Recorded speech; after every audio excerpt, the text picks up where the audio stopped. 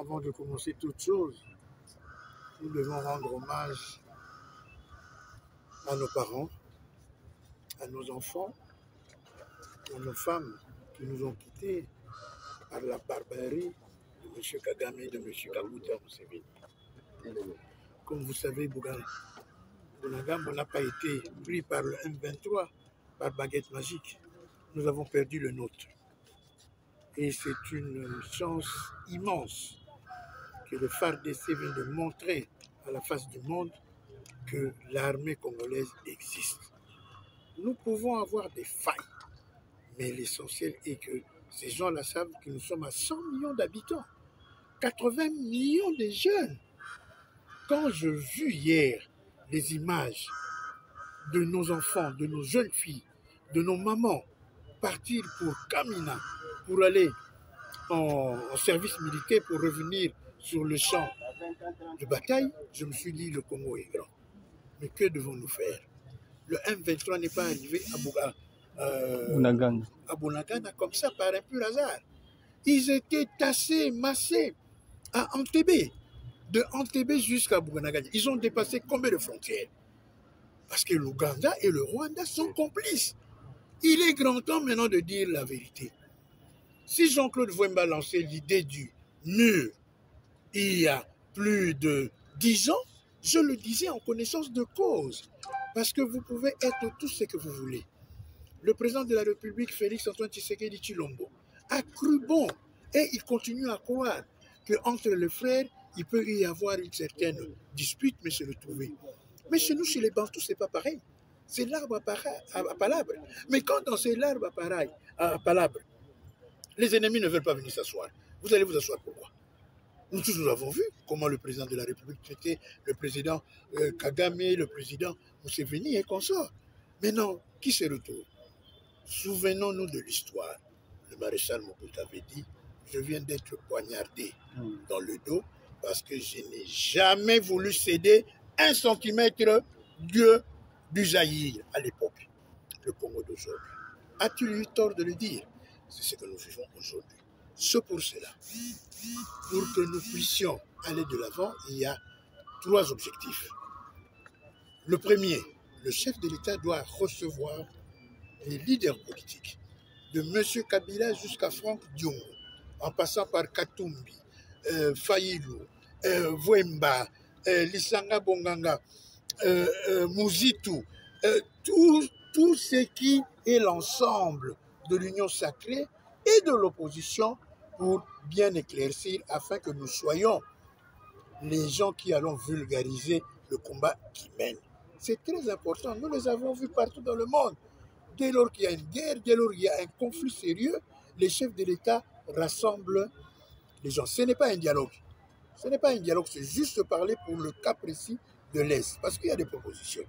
Deuxièmement, Jean-Claude Vouemba a proposé le mur entre l'Ouganda, le Burundi et le Rwanda. Depuis 2013, je me réjouis aujourd'hui des gens tels que des Mouzitou, qui étaient à l'époque avec M. Kabila, qui l'ont refusé. Mais maintenant, ils commencent à adhérer. C'est une très bonne chose. Les gens disent, ça va coûter trop cher. Non. Nous allons demander par projet au chef de l'État qui va le transmettre au gouvernement que la Banque centrale puisse ouvrir partout où il a ses agences, que tous les Congolais et toutes les Congolaises puissent déposer ne fût-ce que $1 à partir de $1 jusqu'à des millions. J'ai reçu hier plus de 15 appels téléphoniques de grands hommes d'affaires nandais qui m'ont dit « Président, nous sommes prêts à émettre des millions ». Pour des gens qui n'en ont pas, des gens qui sont entre ces frontières, vous avez une brique, vous allez amener. Vous avez un moellon, vous avez amené. Vous avez des caillasses, vous allez amener. Vous avez des ciments, vous devez amener. Vous avez de l'eau, vous devez amener. Nous devons faire un mur qui aura la hauteur de 15 mètres et en ce qui concerne l'épaisseur de 10 mètres. Maintenant, la nouveauté est que, en dehors du bris électrique, nous allons ouvrir un marigot, ou qu'est-ce que vous voulez, un étang, pour que toute tentative puisse être échouée avec des crocodiles, des hippopotamus, pour que les gens comprennent que ou bien c'est leur vie ou notre survie à nous Congolais. À l'heure actuelle, mes chers frères, mes chères sœurs, chers compatriotes, la patrie est en danger. Ne rigolons pas. Ceux qui veulent commencer à continuer à dire, ça c'est de leur faute. Mais j'attire l'attention. Il faut éviter le délit de faciès. Parce que j'ai connu une famille ici à Kinshasa, ils avaient le délit et qu'ils ont perdu le leur. Donc il faut faire très attention.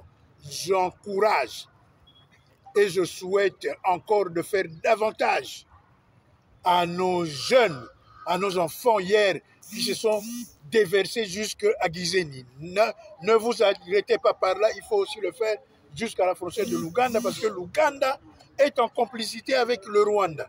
Quand vous vous rendez compte, un général, soit-il le fils de M. Museveni, exigez une rencontre avec le chef de l'État de notre pays. Mais c'est quoi ça? Est-ce que chez nous, nous n'avons pas un commandant qui s'occupe de l'armée de terre et que lui, il veut négocier avec le chef de l'État? C'est hors de question. Si ce sont des choses comme ça qu'eux, ils attendent, ils en auront pour longtemps. Le mur de Chine a fait 7 siècles. Mais la Chine aujourd'hui se retrouve quoi? Deuxième ou troisième grande puissance du monde. Mais nous, nous allons demander 10 ans afin que nous puissions sécuriser, restructurer notre armée, notre police, notre service de sécurité, afin que quand on va ouvrir les vannes, comme disait le maréchal Mobutu, jusqu'à un moment, la trahison a été plus forte que ça, et nous vivons maintenant ce que nous sommes en train de vivre.